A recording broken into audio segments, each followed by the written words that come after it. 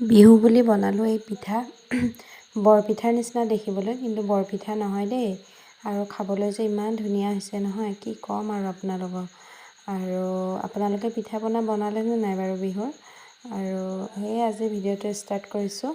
ৰাতিপুৱাই আজি এনেকৈ কৰি বোলো কেইটামান পিঠাকে বনাই লওঁ। এই নাৰিকল আৰু গুৰখিনি ভাজি লৈছোঁ। ভাজি পেলাই অলপমান হেৰি কৰিব দিছোঁ, আৰু এইফালে চুজি মাৰি আছে মায়ে। তাৰপিছত মাক চুজিখিনি মাৰিব দিছোঁ।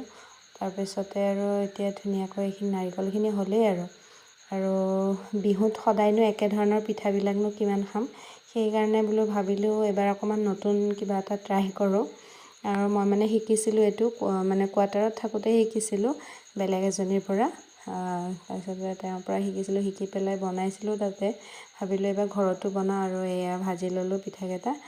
দেখিছেনে বৰ ধুনীয়া কোমলো হৈছে খাবলৈ, আৰু খাই পেলাই যে ইমান ধুনীয়া লাগিছে নহয়, কি ক'ম আৰু আজি ভিডিঅ'টো এনেকৈ ষ্টাৰ্ট কৰিছোঁ ৰাতিপুৱাৰ পৰা। ৰাতিপুৱাই আজি পিঠা বনোৱাত লাগি গ'লোঁ আৰু পূৰা। বেলেগ পিঠা সেনেকৈ বনোৱা নাই পিছে।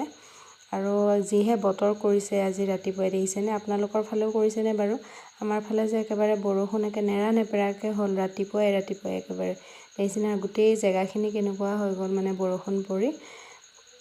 এনেই বৰষুণ নিদিলে ঠিকেই থাকে। আৰু এইফালে মায়ে ৰঙালাও আগু কাটি আনিলে, আজি ৰঙালাও আগুকে খাম। আৰু ছোৱালীক দেখিছেনে মই বান্ধি থৈছোঁ, তাই মানে বদমাচি কৰি আছিলে, সেইকাৰণে বোলো আজি বান্ধি থৈছোঁ। মাৰিলেও মানে বেছি মাৰিলেও বেয়া, সেইকাৰণে তাইক মই বান্ধি থওঁ। অলপ সময় এনেই জাষ্ট আনি তাইক মানে ভয় খুৱাবৰ কাৰণে অলপ সময়, বেছি সময় বন্ধা নাই। তাকে সেনেকৈ কৰি বোলো তুমি কিয়নো দৌৰি থাকিব লাগে, কাৰণ বৰষুণত ইফালে যাব লাগে সিফালে যাব লাগে। তাইক মানে বৰষুণ দিলে তাইক ৰখাবই নোৱাৰোঁ, আৰু বৰষুণত ভিজি থাকিবলৈ লাগে। আৰু তাইক খুলি দিলোঁ, বেছি সময় নথলোঁ।